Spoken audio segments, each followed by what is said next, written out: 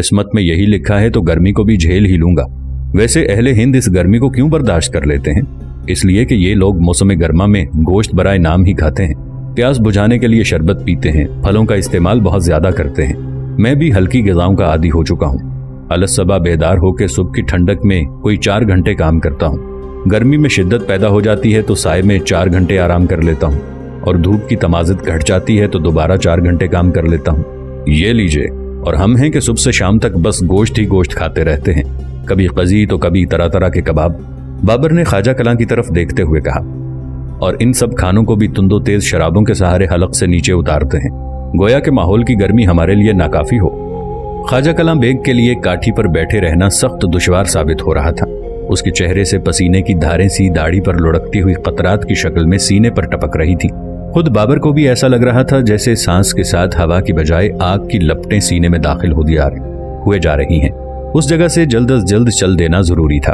उसने फजलुद्दीन की खुशगवार बातों के लिए उसका शुक्रिया अदा करने के बाद घोड़े का रुख दरिया की तरफ मोड़ दिया, जहां लहरों पर डोलती हुई शानदार कश्ती सराब मालूम हो रही थी। घोड़ा तेजी से दौड़ाने लगा, हवाओं के झोंके चेहरे को ताजगी बख्शने लगे और सांस लेना आसान हो गया। दरिया थोड़ी ही दूर रह गया था कि इतने में ख्वाजा कलां बेग के एक सिपाही के बदख्शानी मुश्की घोड़े ने अचानक ठोकर खाई और सर हिलाता हुआ जमीन पर ढेर हो गया। सिपाही ने जो फुर्ती से नीचे कूद गया था, लगाम खींच कर घोड़े को खड़ा करने की कोशिश की, लेकिन घोड़ा पहलू के बल पड़े पड़े तड़पने लगा और उसके मुंह से झाग के साथ खून भी बहने लगा। सिपाही इस डर से कि कहीं घोड़े के सुम से उसे चोट न लग जाए, उछलकर पीछे हट गया। ओह लो, इस घोड़े की जान भी ले बैठी, कलां बेग ने घबरा कर कहा। ऐसे शानदार घोड़े रोज रोज कहाँ मिलते हैं? महज एक घोड़े के ज़ियान से इंसान का दिल न बैठना चाहिए बेग साहिब। आपके सिपाही को शाही अस्तबल से कोई तेज रफ्तार घोड़ा दे दिया जाएगा, ये मेरा हुक्म है। मैं आपका बहुत शुक्रगुजार हूँ फरमारवा, ख्वाजा कलां बेग ने उदासी से मुस्कुराते हुए कहा। लेकिन बात सिर्फ घोड़े की नहीं है, मुझे तो इस हादसे में अपने मुस्तकबिल की झलक भी नजर आ रही है। बाबर घोड़े से नीचे उतरा क्योंकि वो लोग दरिया के किनारे पहुंच चुके थे। उसने शाही कश्ती आसाइश की तरफ इशारा करते हुए कहा, इस वक्त तो बेग साहिबान आपका करीब तरीन मुस्तकबिल वो रहा। चलिए पुरसुकून आराम के लम्हात से महजूज हों। सब लोग छोटी छोटी कश्तियों के जरिए आसाइश तक पहुंचे और उस पर सवार हो गए। बाबर और कलां बेग शाही कश्ती के अगले सायेदार हिस्से में जा बैठे। चप्पू हरकत में आए और कश्ती यकसा तेज रफ्तारी से आगे बढ़ने लगी। सामने से आती हुई हवाएं जिंदगी को महज काबिल बर्दाश्त ही नहीं बल्कि खुशगवार भी बनाती जा रही थी। खुद्दाम ने संतरे और लीमों के ठंडे ठंडे शरबत पेश किए। ख्वाजा कलां बेग ने संतरे के शरबत का भरा हुआ प्याला एक ही बार में खाली कर दिया। नहीं, हिंदुस्तान में भी ऐशो आराम के साथ जीना मुमकिन है, उसने सोचा और मानी खेज निगाहों से बाबर की तरफ देखने लगा। आगरे में तो आलीजा आप बहुत दुबले हो गए, रंगत काली पड़ गई, चेहरा उतर गया। ये अलग बात कि आप पर जो कुछ बीत रही है उसे हमसे छुपाते रहते हैं। बहुत मुमकिन है कि दूसरे बेग आपकी मुश्किलात को ना भांप सके हों, लेकिन मैंने भांप लिया है। मुझे सब मालूम है, सब कुछ महसूस कर रहा हूँ। हाँ बेग, हमारी आपकी रफाकत कोई 30 बरसों की है। जाने कितनी ही मुश्किलात और तकालीफ को हम साथ साथ झेलते रहे हैं, ठीक है ना? माजी की मुश्किलात के मुकाबले में ये गर्मी और मौजूदा तकालीफ तो कुछ भी नहीं है ना, ये तो बिल्कुल मामूली सी लगती हैं। ख्वाजा कलां बेग ने जेब से रेशमी रुमाल निकालकर पेशानी से मुसलसल बहते हुए पसीने को, जिससे आंखें ढकी जा रही थी, पोंछ डाला। आला हजरत, मुझे तो लगता है जिंदगी की आखिरी घड़ियां आन पहुंची। जवानी में न सर्दी को खातिर में लाता था न गर्मी को, लेकिन अब जबकि मेरी उम्र 50 से तजावुज कर चुकी है, मैं महसूस कर रहा हूँ कि हिंदुस्तान में गुजरने वाला हर हफ्ता मेरी उम्र में 1 साल का इजाफा कर देता है, सिन रसीदगी की तरफ कुछ और आगे धकेल देता है। आपके देरीना वफादारों में बस एक कासिम बेग ही मुझसे उम्र में बड़े थे, सो वो भी कुछ दिन हुए दुनिया से कूच कर गए। अल्लाह उन्हें जन्नत नसीब करे। यही लैलो नहार हैं तो मेरी बारी भी आने को है। अब और ज्यादा ना जी सकूंगा, वाकई ना जी सकूंगा। ऐसी बात ना कहिए बेग साहिब, यूं तो सब कुछ अल्लाह की मर्जी पर मुनहसर होता है, लेकिन मुझे यकीन है कि आप बहुत तवील उम्र पाएंगे। मैं तो तसव्वुर भी नहीं कर सकता कि सर्द इलाकों का रहने वाला कोई शख्स ऐसी आग बरसाती धूप वाले माहौल में 60 साल की उम्र तक भी पहुंच सकता है। क्यों नहीं पहुंच सकता? आखिर इस गर्म मुल्क में भी तो लोगों की कितनी तवील उम्रें हैं। अमीर खुसरो देहलवी की मिसाल क्यों भूल रहे हैं? ख्वाजा कलां बेग खुसरो देहली की शायरी का बड़ा मद्दाह था। बाबर दिल्ली में अपने मुख्तसर क़याम के दौरान हजरत निज़ामुद्दीन औलिया के मज़ार की ज़ियारत के लिए गया था, तो उसके हम रकाबों में कलां बेग भी शामिल था। वहाँ ये लोग खुसरो देहलवी की कब्र पर भी गए थे, जिसके सामने खामोश खड़े खड़े कलां बेग को खुसरो का ये मशहूर मिसरा याद आ गया था, रूबहिंद आवर्दन साहिब दिलां बेचीज नीस्त, और उसे अपने ऊपर फख्र महसूस हुआ था। ये कैफियत कुछ लग़व सी लेकिन बड़ी मुतासिर कुन मालूम हुई थी। वैसे गर्मी भी उन दिनों इतनी वबाले जान न थी। बाबर ने उस वक्त खुसरो दहलवी का जिक्र ये देखने के लिए किया था कि कलाम बेग को वो मिसरा और उससे तारी होने वाली जहनी कैफियत याद आती है कि नहीं। कलाम बेग को सब याद आ गया, उस पर सब कुछ वाज़े हो गया। उसने घबराहट में खंकार के हलक साफ किया, लेकिन मिसरा उसके लबों पर ना आ सका। उसने तो खासी इनकिसारी के साथ दूसरी ही बात कही। खुसरो तो बहुत ही अजीम इंसान थे आलिजा, मैं तो किसी भी मामले में उनकी हमसरी नहीं कर सकता। बेग साहिब, अजीम अफराद की हमसरी की जसारत करना हमारी जिंदगी का मकसद भी नहीं। याद है ना, आप कहा करते थे कि आप अजीम अफराद के कारनामों का सिलसिला आगे बढ़ाते रहने के मुतमन्नी हैं। ये मुमकिन भी है और लाजमी भी। बड़े बड़े कामों का आगाज तो आपने काबुल में भी किया था हुक्मरान। मैं वहीं उन कामों के सिलसिले को जारी रखना चाहता हूँ। आपसे दरखास्त है कि मुझे गजनी लौट जाने की इजाजत दें। फिर वही गजनी, फरामोश कर दिया गजनी में हम पर क्या गुजरी थी। गजनी में हमने महमूद गजनवी के शिकस्ता बांध की मरम्मत कराना चाही पर ना करा सके। मेमार मिल गए तो पैसों की कमी पड़ गई, पैसों का इंतजाम हो गया तो किसी और चीज की किल्लत से हाथ बंध गए। और यहाँ तो हमें सब कुछ मुयस्सर है कलाम बेग। हिंदुस्तान तो ताकत और दौलत का बहरे बेकरां है, लेकिन कहीं ये बहरे बेकरां इस नाचीज परदेसी को हड़प ना कर जाए। मेरा तो नामो निशान भी बाकी ना रहेगा। नाजरीन, आगे बढ़ने से पहले कमेंट सेक्शन में हमें अपनी आरा से जरूर आगाह कीजिएगा कि आपको हमारी ये सीरीज कैसी लग रही है। आइंदा आने वाली इक़्तिसाद से बाखबर रहने के लिए हमारे चैनल को सब्सक्राइब कर लें और साथ मौजूद बेल आइकॉन को जरूर क्लिक कर लें। शुक्रिया। ख्वाजा कलाम बेग ने वैसे तो ये बात अपने मुतल्लिक कही थी, लेकिन बाबर पर वाज़े हो गया कि उसकी मुराद उन तमाम अफराद से है जो बाबर के साथ हिंदुस्तान आए थे और खुद बादशाह से भी। दूसरे बेग भी दबी जबान में अक्सर कहा करते थे कि इतने वसी व अरीज मुल्क में हमारे कोई वक़्त नहीं है। बेशुमार हिंदुओं के इस बहरे बेकरां में हम लोग तो किसी कतरे की तरह खो के रह जाएंगे। बेहतर होगा कि हत्तुल इम्कान ज्यादा से ज्यादा दौलत बटोर कर अपने वतन को लौट चलें। आप अपने पीछे नामो निशान छोड़ जाने को मकसद हयात तसव्वुर करते हैं। बाबर ने दरियाफ्त किया, हम सब लोगों ने आज बाग़े ज़रफ़शां देखा है और जिंदा रहे तो यहाँ ऐसे नए और शानदार महल्लात और खूबसूरत लहलहाते हुए बागात भी देख लेंगे जिनके आगे समरकंदो हरात के महलों और बागों की शोहरत मांद पड़ जाएगी। वहाँ के हालात तो रोज बरोज अबतर होते चले जा रहे हैं, जहालत बढ़ती ही जा रही है मेरे अजीज कलाम बेग। लेकिन यहाँ तो इन कामों को जो समरकंदो हरात में शुरू किए गए थे जारी रखना मुमकिन भी है और जरूरी भी। ये कारनामे हिंदुस्तान जैसे शजरे अजीम का जुज बनकर आसमान से बातें कर सकते हैं। क्या आने वाली नस्लें उन्हें याद न रखेंगी? क्या वो हमारे नाम को रोशन न करेंगी? अमीर तैमूर ने तो कुछ और ही किया था, और महमूद गजनवी ने भी। अमीर तैमूर तो हिंदुस्तान को फतह करने के बाद यहाँ से दौलत और जितने भी काम के आदमी मिले उन्हें जबरदस्ती साथ लेकर वतन लौट गए थे। लेकिन उनकी सल्तनत का हशर क्या हुआ? और क्या मुझे अपने लिए महमूद गजनवी को नमूना तकलीद बनाना चाहिए?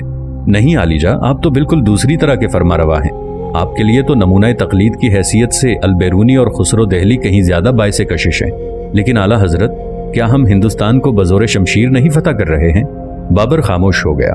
उसने दरिया की तरफ टिकटिकी बांध कर देखते हुए अपने सर को हवा के झोंकों के सामने कर दिया और धीरे धीरे कहने लगा, ना हम लोग कज़्ज़ाक हैं और ना ही इस मुल्क की तमाम दौलत और तमाम अच्छे अच्छे मेहमारों को यहाँ से ले जाना किसी के बस की बात है।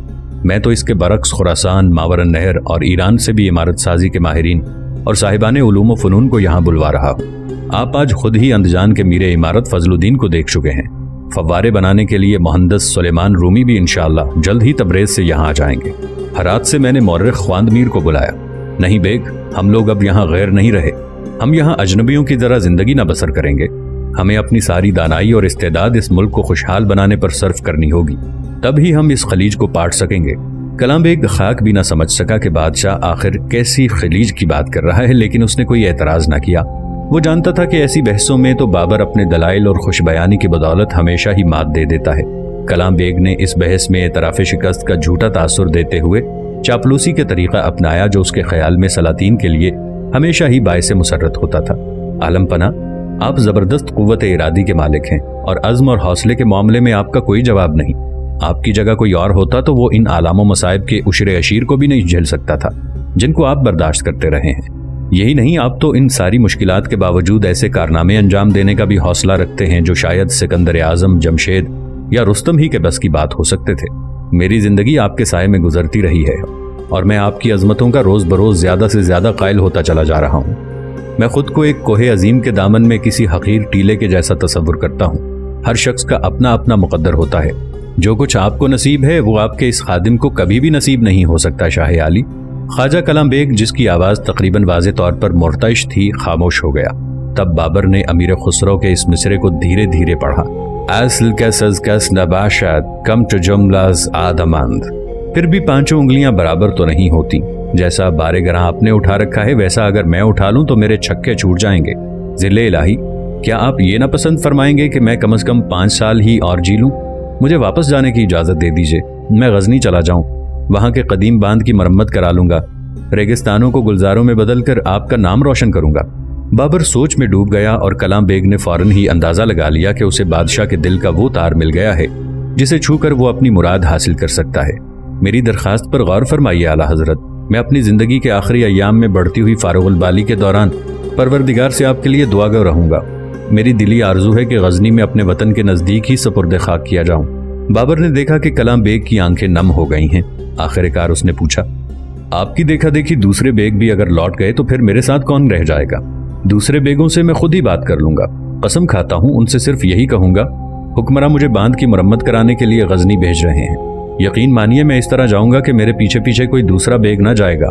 بابر کو ابھی تک اس بات کا علم نہیں ہو سکا تھا کہ خواجہ کلام بیگ نے ایک بار محفل بادہ میں بیگوں سے شرط لگائی تھی کہ وہ بادشاہ سے اجازت حاصل کر کے غزنی لوٹ جائے گا۔ اس نے شرط جیتنے کے لیے طرح طرح کے ہتھ کنڈے اپنائے تھے اور اپنی مذمت تک کی تھی۔ ویسے اسے یہ بات ناگوار بھی گزری تھی کہ جب وہ اپنی مذمت کر رہا تھا تو بابر نے تردید نہیں کی تھی، یہ یقین نہیں دلایا تھا کہ وہ شجاع اور بااثر بیگ ہے۔ خیر ٹھیک ہے، جیسے آپ کی مرضی۔ بابر راضی ہو گیا، لیکن آپ پہلے کابل جائیے گا اور میرا خط اور تحائف ماہم بیگم تک پہنچا دیجیے گا۔ میں نے ان صاحب علوم و فنون کے سفر خرچ کے لیے جو میری دعوت پر ہرات، سمرقند، تبریز اور دوسرے شہروں سے یہاں آ رہے ہیں رقم منظور کر دی ہے۔ اس رقم کا نصف حصہ بھی اپنے ساتھ لیتے جائیے گا، کیونکہ وہاں ان لوگوں کو سفر خرچ دینا ہوگا جن کی ہاں ضرورت ہے۔ اس معاملے میں پیسوں کی کوئی پرواہ نہ کی جائے گی۔ بابر نے کلام بیگ کے چہرے پر اطمینان کے تاثرات دیکھ کر کہا، پیسوں کی آج ہمارے ہاں افراط ہے، ہم ہر قسم کی محنت کے لیے اچھی سے اچھی اجرت دے سکتے ہیں۔ آپ بھی ہماری طرف سے ان تمام افراد کو یہاں آنے کی دعوت دیجیے گا جو آل شیبانی کی جہالت اور قزل باشیوں کے مظالم سے تنگ آ چکے ہیں اور اپنی صلاحیتوں کو بروئے کار لانا چاہتے ہیں۔ ان سب افراد کو یہاں آ جانا چاہیے، سب کو روزگار فراہم کیا جائے گا۔ میں ان سب شاہی احکام کی خلوص دل سے تعمیل کروں گا۔ میرا طرز عمل یہ ہوگا کہ جاؤں گا تو تنہا ہی، لیکن میرے بدلے میں دسیوں بلکہ سینکڑوں کام کے آدمی یہاں آ جائیں گے۔ بابر نے محسوس کیا کہ کلام بیگ نے یہ ساری باتیں بڑے خلوص کے ساتھ کی ہیں۔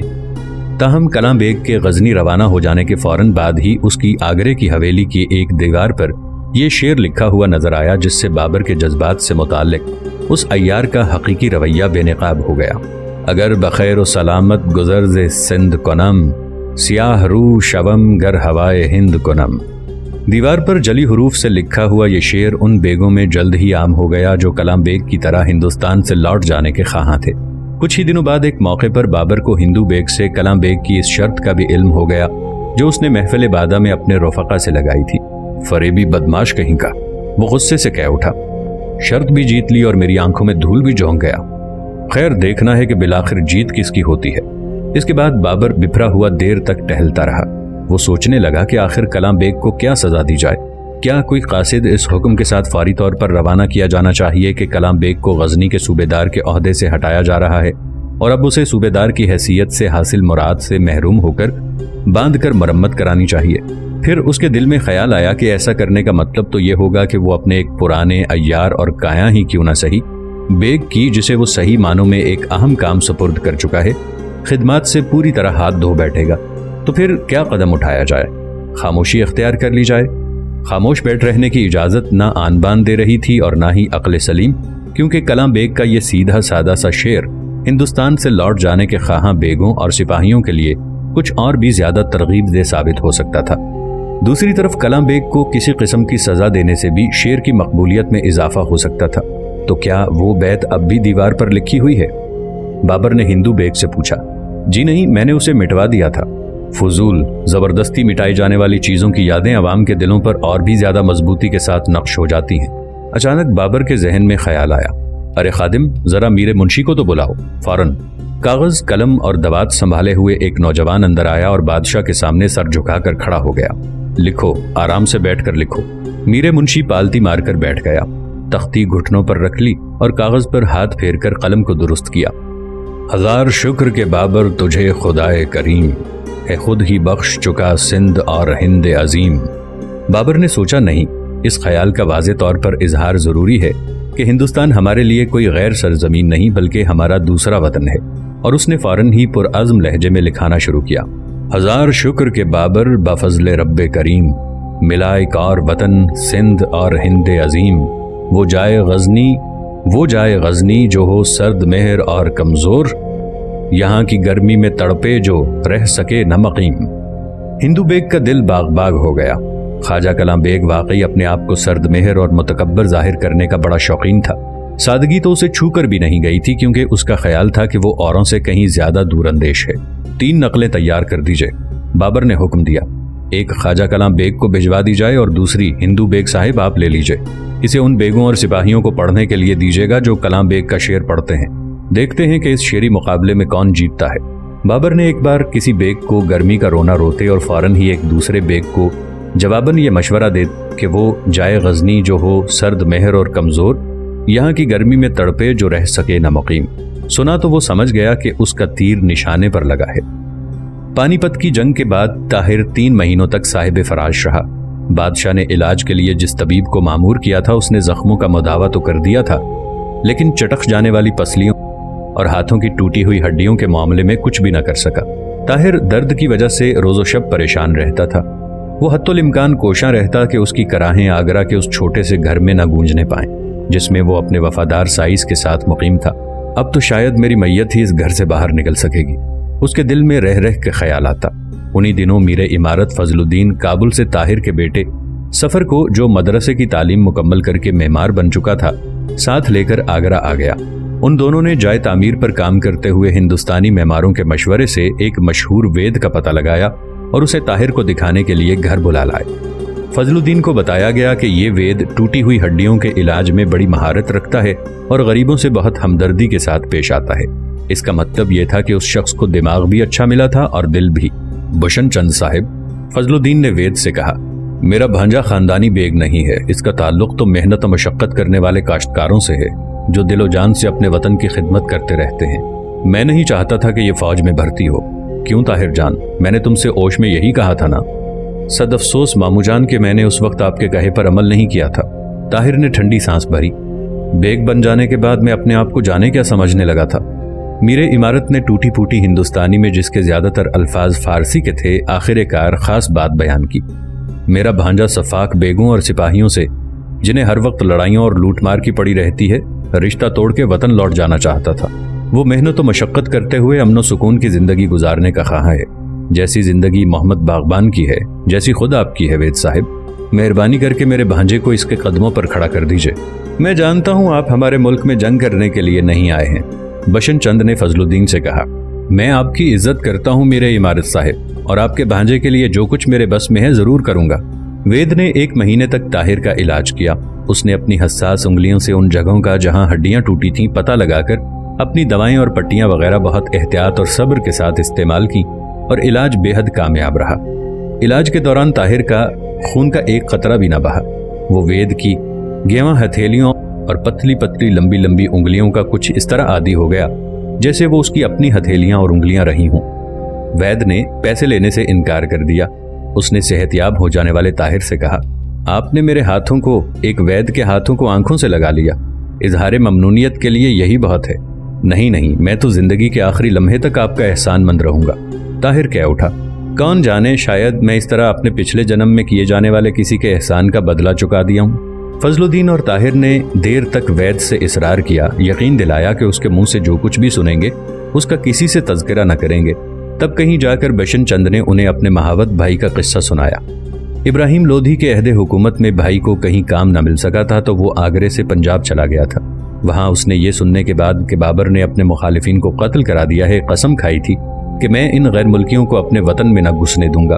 اس نے دشمن کی فوج کو راستہ بتانے کی ملازمت اختیار کر لی تھی اور اسے لے جا کر دلدلی علاقوں اور گھنے جنگلوں میں پھنسا دیا تھا۔ ذرا ٹھہر جائیے، طاہر کو اچانک لال چند یاد آ گیا۔ اس وقت تو ان کے ہاتھی نے ہمارے 2 سپاہیوں کو زخمی کر دیا تھا اور وہ خود بھاگ کھڑے ہوئے تھے۔ بہرحال میں ان کی دلیری سے بہت متاثر ہوا تھا۔ وہ تو پورے لشکر سے بھی خائف نہیں ہوئے تھے۔ ہم لوگوں نے تو سوچا تھا کہ وہ خود بھی دلدل اور جنگلات سے زندہ بچ کر نہ نکل سکے ہوں گے۔ तो वो बच निकले थे, जिंदा है ना? जी हाँ जिंदा हैं, लेकिन मारे खौफ के आगरा नहीं आ रहे हैं।